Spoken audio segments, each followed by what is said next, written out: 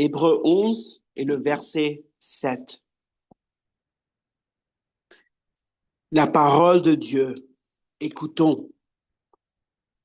Par la foi, Noé, divinement averti des choses qu'on ne voyait point encore, fut rempli de crainte et construisit une arche pour le salut de sa famille. Par elle, il condamna le monde et devint héritier de la justice qui est selon la foi. Amen. Par la foi, Noé. La vraie foi n'est pas une simple affirmation mentale des vérités du christianisme. Évidemment, bien sûr, on doit affirmer les vérités de la parole de Dieu, mais la vraie foi aussi se repose dans le Seigneur Jésus-Christ entièrement. Par la vraie foi, un pécheur s'accroche à Christ. Christ est l'objet de la vraie foi.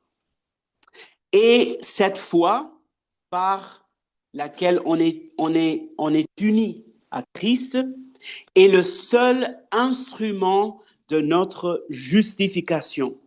Quand on dit qu'on est justifié par la foi seule, on est en train de dire ceci. On est justifié par le Christ seul. C'est Christ qui nous sauve. Et la foi est l'instrument par lequel nous embrassons Christ de l'Évangile. La fondation, le base de notre justification, c'est la justice de Christ seul. Et les saints de l'Ancien Testament, le peuple de Dieu dans l'Ancien Testament, avaient la même foi que nous. Qui était l'objet de la foi de Noé? L'objet de la foi d'Abraham, de David, de Moïse? C'était le Seigneur Jésus-Christ. Et c'est clair quand on lit Hébreux chapitre 11, n'est-ce pas? Parce que dans le livre des Hébreux, l'apôtre Paul nous encourage à persévérer par la foi en Christ. Et ici, dans ce chapitre, il nous donne des exemples des saints de l'Ancien Testament qui ont aussi marché par la foi en Christ, comme nous. Et nous avons ces exemples pour nous encourager à persévérer avec patience. Christ est le seul sauveur. Il n'y a qu'une seule Église, il n'y a qu'une seule alliance de grâce, il n'y a qu'un seul sauveur. Le seul sauveur qui a sauvé Abraham, qui a sauvé Adam après sa chute, Adam et Ève, et tous les saints de l'Ancien Testament, et c'est le même sauveur qui nous sauve, le Seigneur Jésus-Christ. Donc, chapitre 11, c'est le chapitre de la foi, n'est-ce pas? Et donc, nous lisons par exemple dans le verset 1, « Or, la foi est une ferme attente des choses qu'on espère, une démonstration de celles qu'on ne voit point. » Donc, la foi donne la substance à notre espoir. Nous espérons en Christ. Et il y a des choses qu'on espère, qu'on attend avec patience, les choses à venir. Mais la foi amène les choses à venir au présent et donne la substance, l'être, la fondation à notre espérance en Christ. Et donc, par la foi, nous voyons les choses qu'on ne peut pas voir avec les yeux physiques. On voit des choses qui sont vraies et réelles et éternelles par les yeux de l'âme, par la foi. La foi qui est le don de Dieu, que le Saint-Esprit œuvre en nous dans l'appel efficace.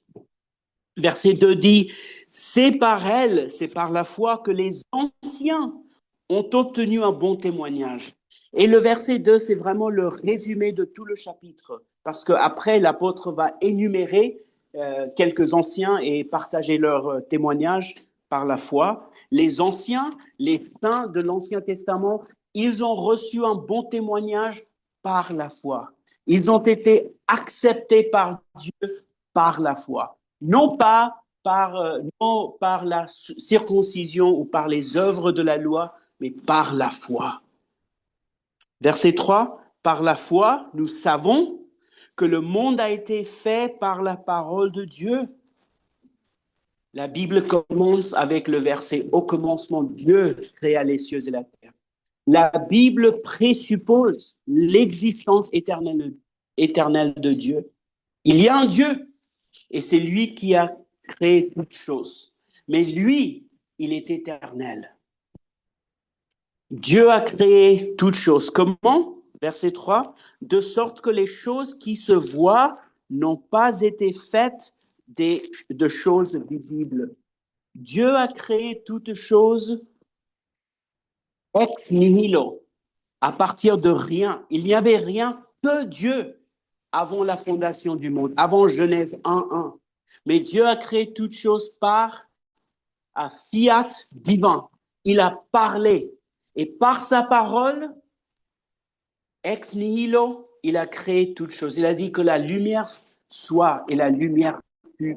Il a fait toutes choses dans 6 jours pour sa gloire et tout était bon. Après avoir achevé l'œuvre de la création, Dieu a déclaré tout est très bon. C'est Dieu qui a créé toutes choses. Et si toutes choses ont été créées par Dieu, c'est-à-dire que toutes choses existent pour Dieu. Voici le but de la vie. C'est de glorifier ce Dieu qui nous a créés.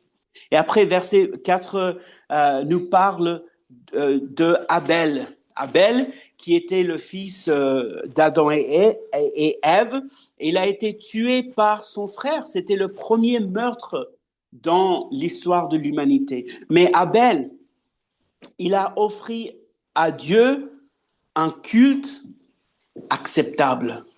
Il a adoré Dieu par la foi dans le Seigneur Jésus-Christ parce qu'il a offert un sacrifice. Abel a compris que c'est par le sang qu'on doit venir à Dieu parce qu'on est des pécheurs. Après la chute d'Adam, le seul moyen de venir à Dieu, c'est par le sang. Sans le sang, il n'y a point de pardon de péché. Et donc, Abel a offert un plus excellent sacrifice qui était un type.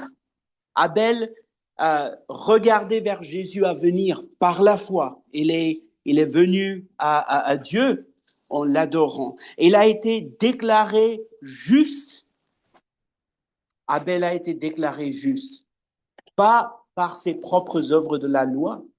Abel était un pécheur, mais c'était par la foi dans la promesse de Dieu que Dieu pourvoirait un sacrifice. Dieu envoierait un sauveur pour nous. Après, verset 5 nous parle de Enoch.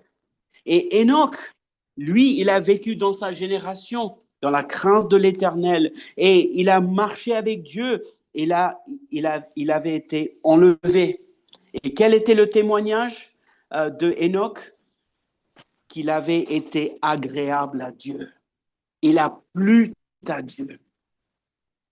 Il est impossible de lui plaire, de lui être agréable sans la foi. C'est avec la foi qu'on est agréable à Dieu. Car il faut que celui qui s'approche de Dieu croit que Dieu est et qu'il est le rémunérateur de ceux qui le cherchent. Quel témoignage nous avons devant nous. Marcher par la foi en Jésus-Christ. Sans la foi, on ne peut pas plaire à Dieu. On ne peut pas lui être agréable. On doit venir à Dieu avec une vraie foi. Une vraie foi dont l'objet est le Seigneur Jésus-Christ. Il est le seul sauveur. Et c'est seulement par lui qu'on peut venir à Dieu dans une relation de réconciliation et jouir de la communion avec lui. Christ est l'arche dans laquelle le peuple de Dieu se réfugie. Et donc, nous venons dans le verset 7, notre passage de méditation cet après-midi, nous venons à Noé, notre père Noé. Noé est un personnage très important dans la Bible, n'est-ce pas les enfants? Non seulement que toute l'humanité descend d'Adam, mais toute l'humanité descend de qui? De Noé et de sa famille. Parce qu'après le déluge, il n'y avait que Noé et sa famille. Et toute l'humanité vient de lui, de Noé. Noé, notre père. Comment Noé a vécu? Quel était son témoignage? Comme Enoch, Noé a marché avec Dieu. Et Noé a cru dans le Seigneur Jésus-Christ. Et pour Noé, Christ à venir était la seule consolation en vie et en mort. La vraie foi est une foi qui persévère. La vraie foi est une foi persévérante. Enoch a marché avec Dieu et Noé a marché avec Dieu. Et cet après-midi, je vous appelle à venir dans l'arche, comme Noé a proclamé dans sa vie. Venez dans l'arche pour échapper à la colère qui est à venir. Dieu a pourvu l'arche de notre salut, qui est le Seigneur Jésus. Donc, l'arche que Noé a préparée est un type, cette arche pointe vers Jésus-Christ, l'arche de notre salut. Donc, verset 7 dit, par la foi, Noé. Alors, nous lisons dans Genèse chapitre 6, le contexte de la vie de Noé. Qu'est-ce qui se passait pendant ce temps-là? Genèse 6 et le verset 5 nous dit, et l'Éternel vit que la malice de l'homme était grande sur la terre et que toute l'imagination des pensées de son cœur n'était que mauvaise en tout temps. Quelle déclaration de la dépravation totale de l'homme. On est ruiné par le péché dans toutes les parties de notre être. On est influencé, on est ruiné par le péché. Nous avons une nature de péché. Et toute imagination des pensées de nos cœurs ne sont que mauvaises en tout temps. Verset 6, et l'Éternel se repentit d'avoir fait l'homme sur la terre, et il en fut affligé dans son cœur. Maintenant, qu'est-ce que ça veut dire que l'Éternel se repentit? Évidemment que nous savons, la Bible nous enseigne que Dieu ne change pas. Il n'y a point de changement en Dieu. Il est le même, il ne change pas. Il est éternel, il ne peut pas être changé. Il est immuable. Quand la Bible parle de cette façon, l'Éternel se repentit d'avoir fait l'homme, par exemple, c'est un langage anthropopathique. C'est-à-dire Dieu est décrit en termes d'émotions humaines pour nous aider à comprendre combien Dieu est saint et le péché est contre sa loi. Dieu est le péché. Dieu ne change pas, mais Dieu est contre le péché. Et donc, dans cette génération méchante, mauvaise, pécheresse, verset 7 nous dit, et l'Éternel dit, j'exterminerai de dessus la terre l'homme que j'ai créé, depuis l'homme jusqu'au bétail, jusqu'au reptile, jusqu'à l'oiseau des cieux, car je me repens de les avoir faits. Dans ce monde ténébreux, dans le verset 8, nous voyons quelque chose. La lumière de l'Évangile a brillé, a explosé dans les ténèbres. Et nous lisons dans le verset 8 de Genèse 6, « Mais Noé trouva grâce aux yeux de l'Éternel. » Maintenant, ça ne va pas dire que Noé a mérité la grâce. Parce que si Noé pouvait mériter la grâce de Dieu, ce n'est plus la grâce. C'est quelque chose que Noé a mérité par ses œuvres. Impossible. Noé était un pécheur, comme tout le monde, mais il a trouvé la grâce. Dieu est venu à Noé, comme Dieu a venu à Abraham quand il était dans son pays d'idolâtrie. Dieu est venu à Abraham, il est venu à Noé. Et Dieu a sauvé Noé par sa grâce. Juste comme Marie, la mère de notre Seigneur, a trouvé la grâce devant Dieu, elle a été sauvée par la grâce de Dieu. Noé a été sauvé par la grâce de Dieu. Verset 9. Voici les descendants de Noé. Noé fut un homme juste. Il a été justifié par l'imputation de la justice de Christ que Noé a reçue par la foi seule. Il a été déclaré juste comme Enoch et comme tous les saints de l'Ancien Testament, comme Abraham, notre père. Noé était un homme juste, intègre dans son temps. Et maintenant, écoutez, fin du verset 9. Noé marcha avec Dieu. Noé était un homme juste. Il a été sauvé par la grâce. Et puisqu'il a été sauvé par la grâce, écoutez, il a persévéré, n'est-ce pas? La vraie foi persévère. Quand Dieu nous sauve, il nous transforme aussi. Si quelqu'un est en Christ, c'est une nouvelle créature. Donc Noé a été sauvé, il est devenu un homme transformé par la grâce de Dieu. Et toute sa vie, il a persévéré. Il a marché avec Dieu par la foi. Quel témoignage! Quel témoignage! Et donc, cet après-midi, à partir du verset 7 de Hébreux chapitre 11, on va apprendre, on va observer l'exemple de la vie de foi de Noé, la description que nous avons ici d'une vie de persévérance par la foi seule. Et j'aimerais partager avec vous, à partir du verset 7, 5 marques de la vraie foi. 5 marques de la vraie foi, une foi qui plaît à Dieu, qui lui est agréable. Et c'est important pour nous de voir, d'identifier la vraie foi afin qu'on puisse distinguer la vraie foi avec de fausses formes de foi.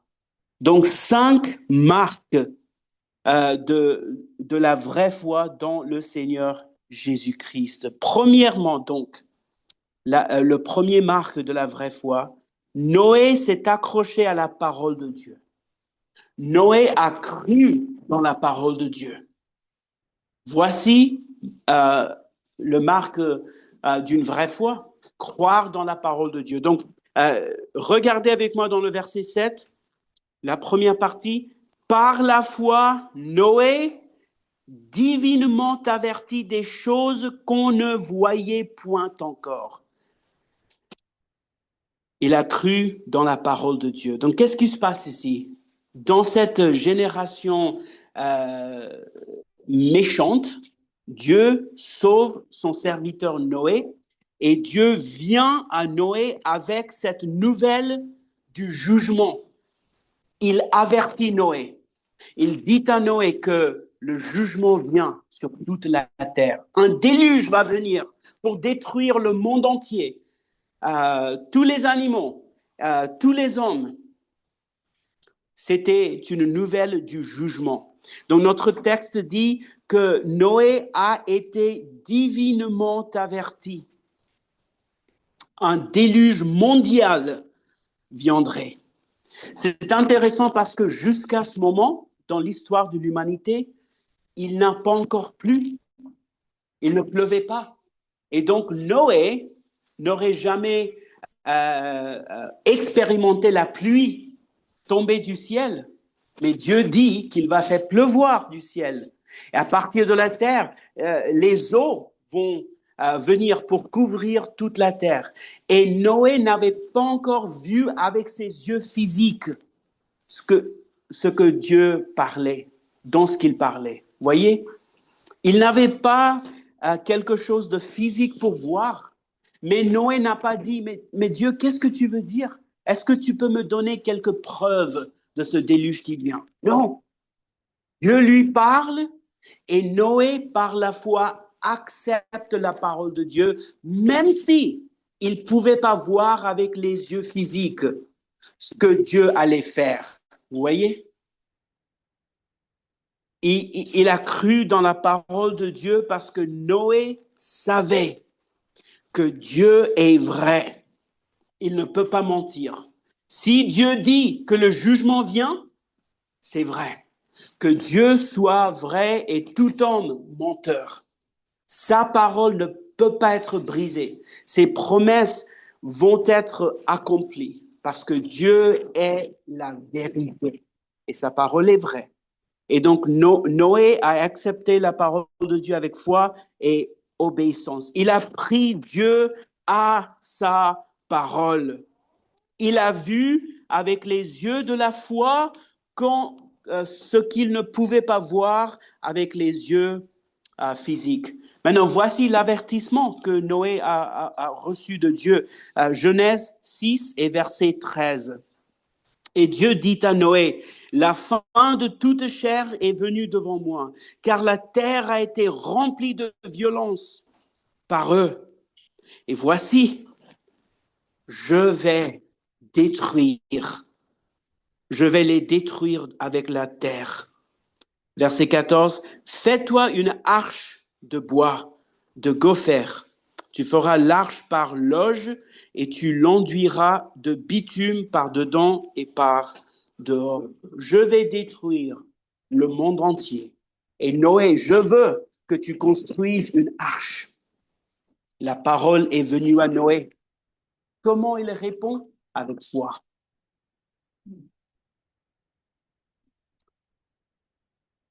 C'est intéressant aussi que même dans cet avertissement, il y avait la miséricorde, n'est-ce pas? Parce que Dieu n'a pas euh, subitement, immédiatement détruit la terre. Il a donné combien de temps? 120, 120 ans. C'est un long moment, n'est-ce pas? 120 ans. Il a donné pour que les gens se repentent. Et pendant que Noé construisait l'arche, il prêchait aussi la parole de Dieu à sa génération. Repentez-vous, venez dans l'arche. Le jugement vient, mais Dieu est patient. Il vous donne une opportunité pour vous repentir. Un jour, ce sera trop tard. Mais aujourd'hui, venez. Repentez-vous. Il y a un Dieu dans le ciel. Il va faire pleuvoir la pluie sur toute la terre. Un déluge vient. Et Dieu n'a pas détruit toute l'humanité non plus, n'est-ce pas? Il a sauvé, il a préservé Noé et sa famille. Combien Dieu est fidèle. Parce que Dieu avait promis dans Genèse 3 et verset 15 que Dieu enverrait le Messie par une femme. Il enverrait la semence de la femme pour sauver son peuple. Dieu, ce qu'il avait promis, il allait accomplir. Il allait l'accomplir par la famille de Noé. Dieu ne peut pas mentir. Toutes ses promesses sont vraies. Puisque Dieu avait promis dans Genèse 3,15 qu'il enverrait le Messie, rien ne peut changer. La parole de Dieu, impossible. Et donc Dieu a préservé Noé et sa famille. Et après Noé et sa famille, ils ont commencé à peupler le monde. De Noé, plus tard est venu Abraham. Dieu a choisi Abraham. Depuis Abraham est venu Jacob, Abraham, Isaac, Jacob qui a eu 12 fils. Et ces 12 fils sont devenus les 12 tribus de la nation d'Israël.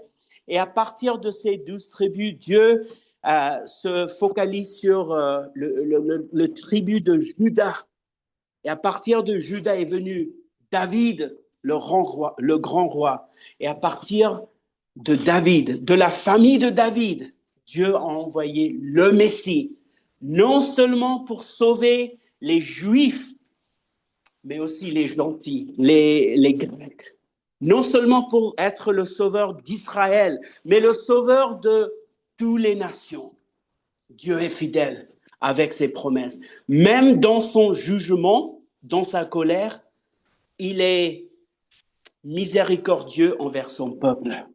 Dieu ne va pas détruire son Église. Gloire à lui. Son Église ne peut pas être détruite. C'est ce qu'on lit, c'est ce qu'on chante dans le psaume 46, n'est-ce pas? L'Église de Dieu, la cité, la ville que Dieu a établie, il ne peut pas détruire, il ne va pas détruire parce qu'il aime son peuple en Christ et il va s'assurer que les ennemis de l'Église ne peuvent pas détruire l'Église de Dieu. Dieu est fidèle. Il va garder son Église, il va protéger, préserver son Église. Donc, Noé a cru dans la parole de Dieu. Je vous demande maintenant, avez-vous cette marque? Avez-vous cette marque de la vraie foi? Quand vous entendez la parole de Dieu, comment répondez-vous? Est-ce que vous répondez avec l'endurcissement de cœur? Est-ce que vous répondez avec une lenteur? Est-ce que vous êtes lents à comprendre? Ou quand vous écoutez la parole de Dieu, vous tremblez parce que vous savez que c'est Dieu parle. Ce n'est pas un simple ministre faible, mais par la bouche du ministre, c'est l'Éternel qui parle à son peuple. C'est l'Éternel qui vous donne sa parole. Tremblez-vous à la parole de Dieu. Quand Dieu parle, vous devez écouter et obéir. L'homme ne vivra pas de pain seulement, mais de toute parole qui sort de la bouche de l'Éternel. Deuxièmement, deuxième marque de la vraie foi qu'on trouve dans le verset 7, c'est que Noé a craint l'Éternel. Noé avait la crainte de l'Éternel. Vous voyez ça dans le verset 7. Par la foi, Noé, divinement averti des choses qu'on ne voyait point encore, fut rempli de crainte. Noé fut rempli de crainte. Quelle sorte de crainte c'était que Noé avait? Noé était un homme justifié, n'est-ce pas? Il n'y a point de condamnation pour ceux qui sont en Christ.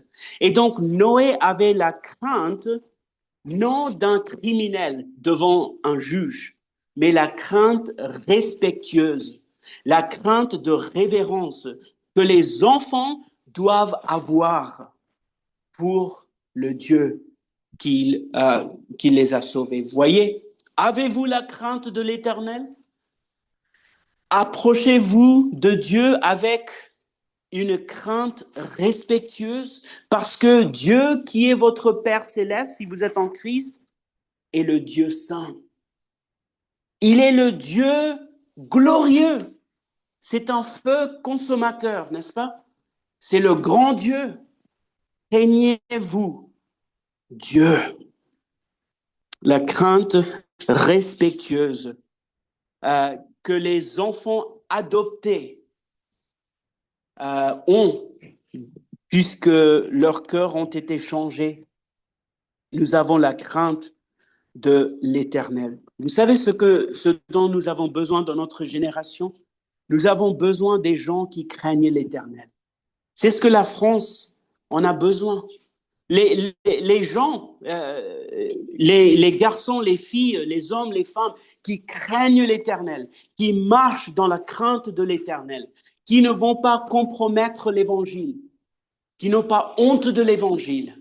Et puisqu'ils craignent l'Éternel, ils ne craignent point les hommes, mais celui qui nous a appelés. Avez-vous la crainte de l'Éternel? La crainte de l'Éternel, la Bible nous dit, est le début de la sagesse. Nous avons des soi-disant érudits dans notre monde qui ne connaissent pas Dieu parce qu'ils ne croient pas en Jésus. Ils ne sont pas sages du tout parce que pour être sage, pour commencer à être sage, il faut d'abord craindre l'Éternel. Il faut se soumettre par la foi au Seigneur Jésus-Christ. Il faut baiser le Fils, rendre hommage au Fils.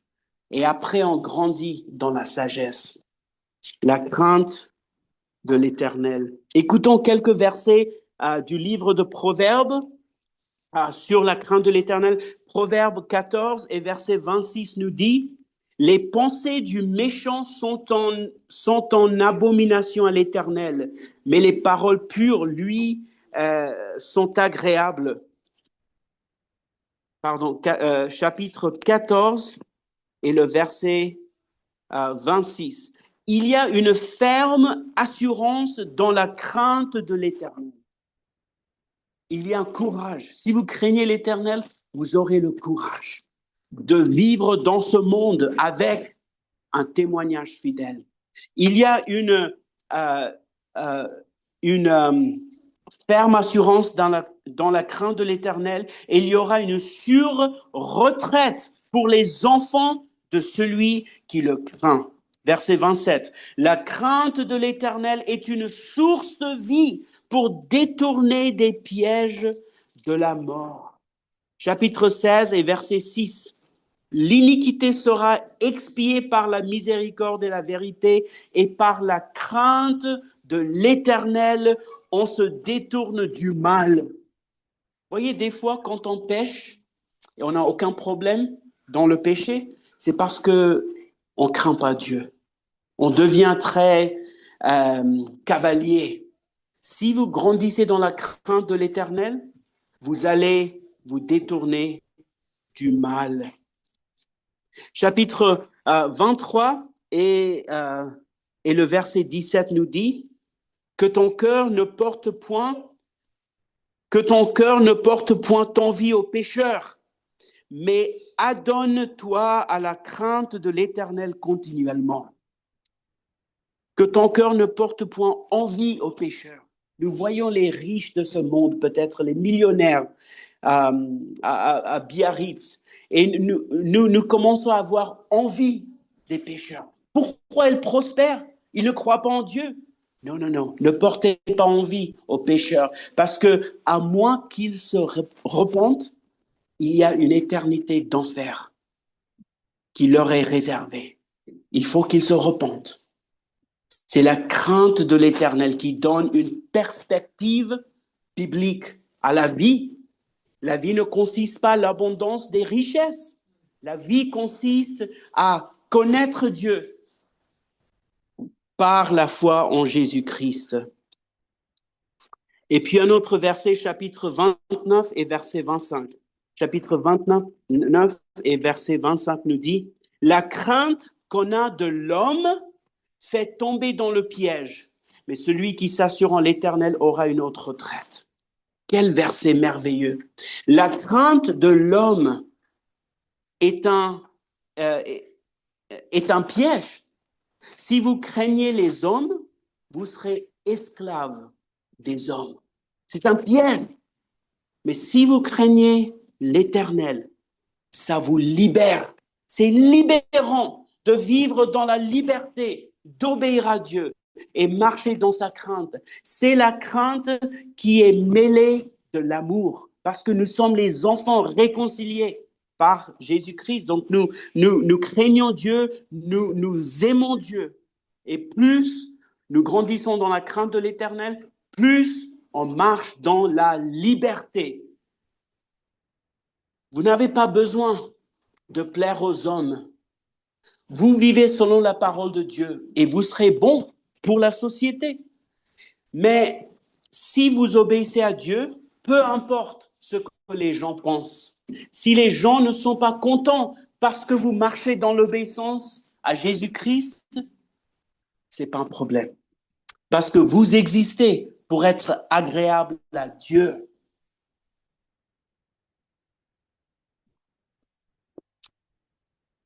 Tremblez-vous à la parole de Dieu? Avez-vous la crainte de l'Éternel? Voici un exemple en termes d'application. À quoi ça ressemble? Jéhovah dit dans Ésaïe chapitre 66 et Ésaïe 66 et le verset 2. Car toutes ces choses, ma main les a faites, et toutes ces choses existent par elle, dit l'Éternel. Et voici à qui je regarde, à celui qui est humble et qui a l'esprit abattu et qui tremble à ma parole. Donc l'Éternel regarde à celui qui a l'humilité, un esprit abattu parce qu'on est brisé parce qu'on sait qu'on a péché contre Dieu et on vient au Seigneur avec l'humilité. Et celui qui tremble à ma parole, tremblez-vous à la parole de Dieu. Avez-vous la crainte de l'Éternel? Donc vous lisez la Bible et voyez le 4e commandement, qu'on doit sanctifier le sabbat. Le jour entier doit être consacré à Dieu dans les exercices de culte, privé, public, etc. Vous lisez ça et puis vous fermez la Bible et dites, on est en 2025, c'est pas pratique. Peut-être je vais aller au restaurant ou je dois faire d'autres choses. Le sabbat, c'est pas pratique. Vous ne tremblez pas à la parole de Dieu. Si Dieu dit quelque chose dans sa Bible, c'est pas une option. C'est Dieu qui parle. C'est Dieu, le Créateur qui parle. Il dit, un jour dans la semaine, en 7, tu dois consacrer pour moi. C'est le marché pour l'âme. Notre âme fait des courses le jour du sabbat. Parce que notre âme est nourrie par la parole de Dieu. À Dieu appartient tout notre temps, n'est-ce pas? Mais il nous donne 6 jours pour travailler et 1 jour pour nous reposer en lui. Tremblez-vous à la parole de Dieu? Vous lisez la Bible et la Bible nous dit que fuyez la fornication, vivez dans la sainteté. Si vous regardez avec convoitise, vous commettez un adultère dans votre cœur. Et après, vous fermez la Bible et vous dites, peu importe, je vais faire ce que je veux. Vous ne tremblez pas à la parole de Dieu. Quand Dieu parle, nous devons obéir parce que c'est Dieu. Nous devons avoir une crainte respectueuse de l'Éternel. Et quand vous vivez dans la crainte, voyez, vous serez ridiculisé, n'est-ce pas? Vous allez être ridiculisé, vous allez être moqué par les gens, bien sûr. Mais qu'est-ce que vous désirez? Le plaisir des hommes ou le plaisir de Dieu qui vous a sauvé?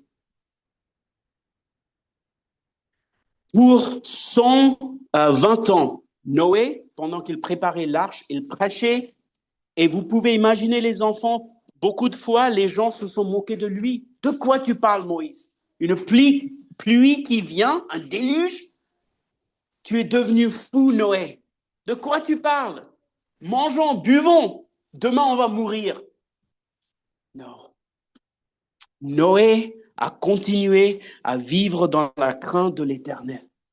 Voici la foi, la vraie foi, qui se manifeste par la persévérance, par la foi en Jésus-Christ. Troisième marque de la vraie foi, Noé a obéi au Seigneur. Donc encore le verset 7 de notre passage, verset 7, nous dit Noé, par la foi, Noé, divinement averti des choses qu'on ne voyait point encore, fut rempli de crainte, écoutez, et construisit une arche. Donc Dieu lui a demandé, il a commandé, il a donné sa parole, et Noé a répondu avec obéissance. Il n'a pas fait des excuses, mais il a construit une arche. Voici une vraie foi. Les enfants, voici un principe simple. J'espère que vous allez vous en souvenir. Voici comment nous vivons la vie chrétienne. Une simple phrase. Lisez votre Bible et obéissez à ce qu'elle dit par la foi en Jésus-Christ. Chaque jour, lisez la Bible et obéissez à ce que la Bible vous dit par la foi en Jésus-Christ. Voilà comment on vit la vie chrétienne. Noé a reçu une parole et après il a obéi. À ceci consiste l'amour de Dieu, obéir à ses commandements. Et ses commandements ne sont pas pénibles. Jacques nous dit dans Jacques 1,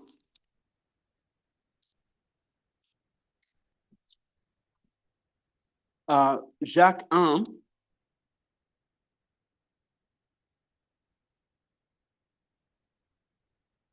je vais y arriver, Jacques 1 et versets 22 et 23. Mettez en pratique la parole. Voyez, non seulement écoutez la parole, mais mettez en pratique la parole et ne vous bornez pas à l'écouter en vous trompant vous-même par de faux raisonnements. Car si quelqu'un écoute la parole et ne la met point en pratique, il est semblable à un homme qui regarde dans un miroir son visage naturel et qui, dès qu'il s'est regardé, s'en va et oublie aussitôt quel il était. Si vous ne pratiquez pas la parole, vous vous trompez. La vraie foi obéit.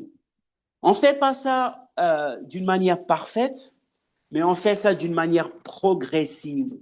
Il y a la sanctification progressive dans la vie de chrétien. De plus en plus, on s'approche de Jésus-Christ. Jésus dit dans Jean chapitre 8, il nous parle des vrais disciples. Et voici ce que Jésus dit.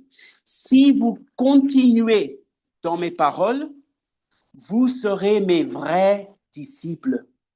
Et vous connaîtrez la vérité, et la vérité vous rendra libre. Donc, qui sont les vrais disciples de Jésus? Ceux qui continuent dans ses paroles, dans la parole de notre Seigneur Jésus. Quatrième marque de la vraie foi ici, on trouve, est ceci. Noé a eu compassion de sa famille. Noé a eu compassion de sa famille. Regardez le texte.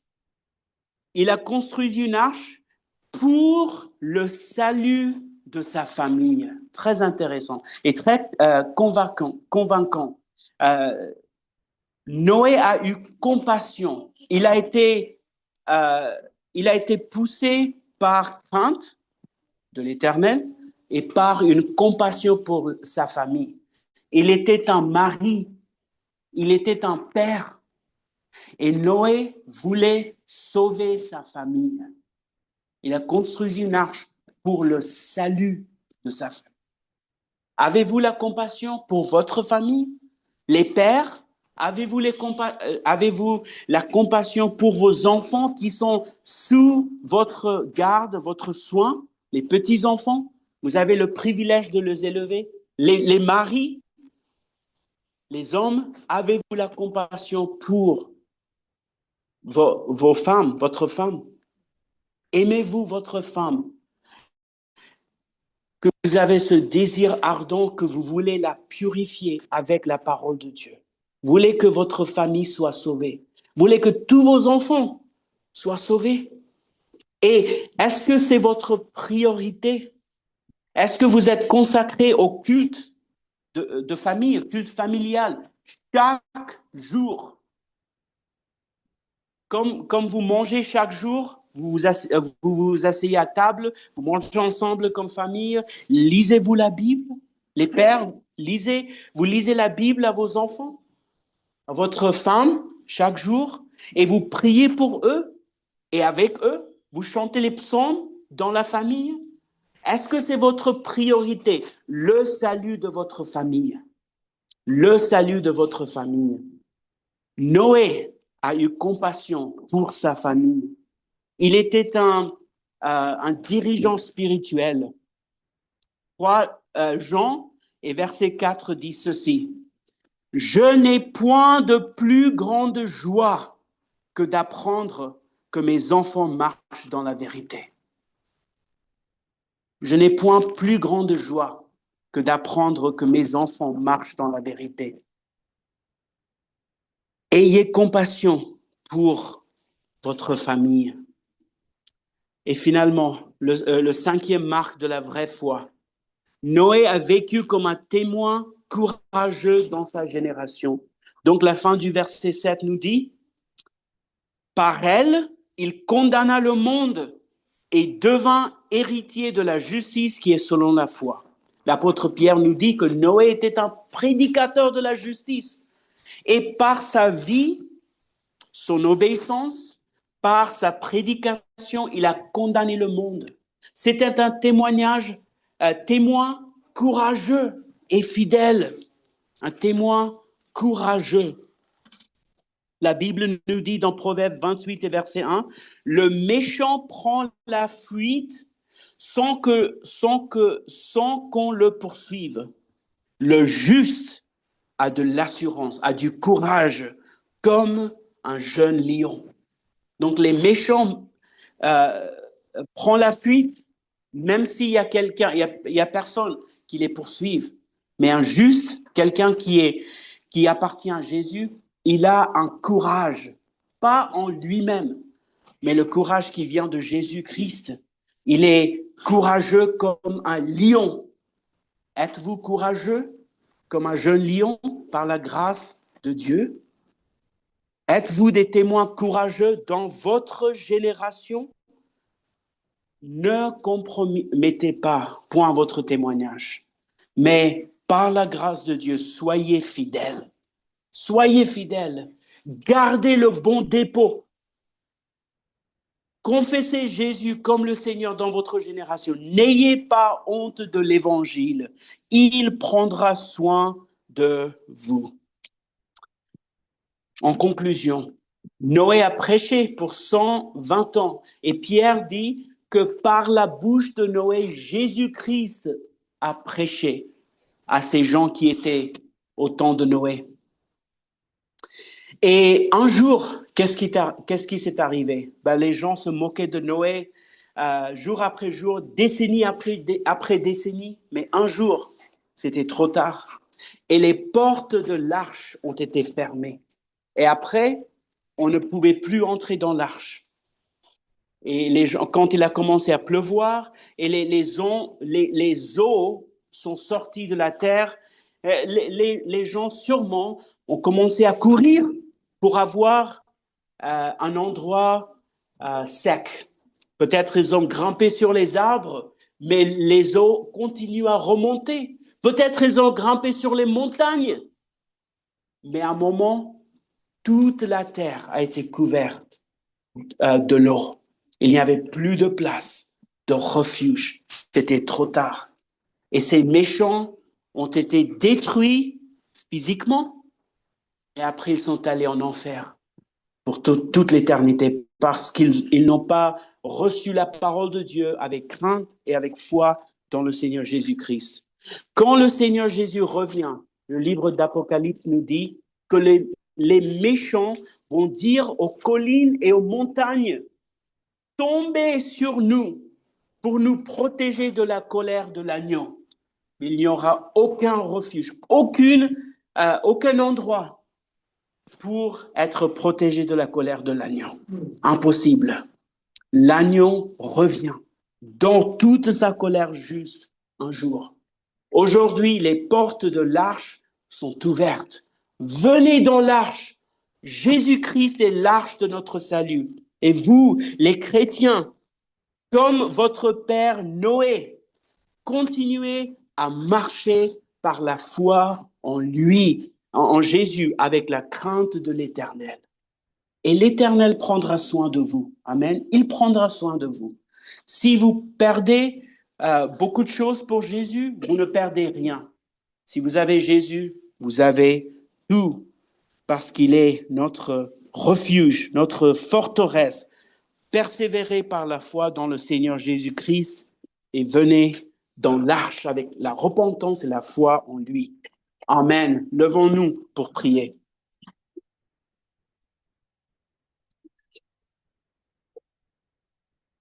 Ô Éternel, notre Dieu, nous te remercions pour ta parole, pour cet exemple de la vie de Noé, notre Père.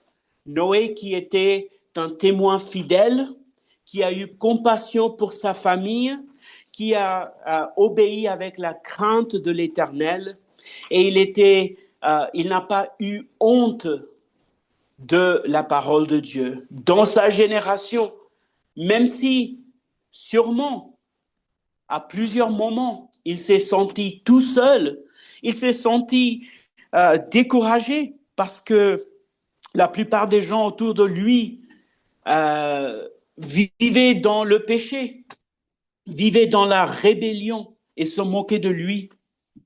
Mais Noé, par ta grâce, a persévéré. Il a marché avec foi. Aide-nous aussi, Seigneur, dans notre génération, à marcher avec foi, à persévérer avec patience, parce que celui qui nous a appelés est fidèle.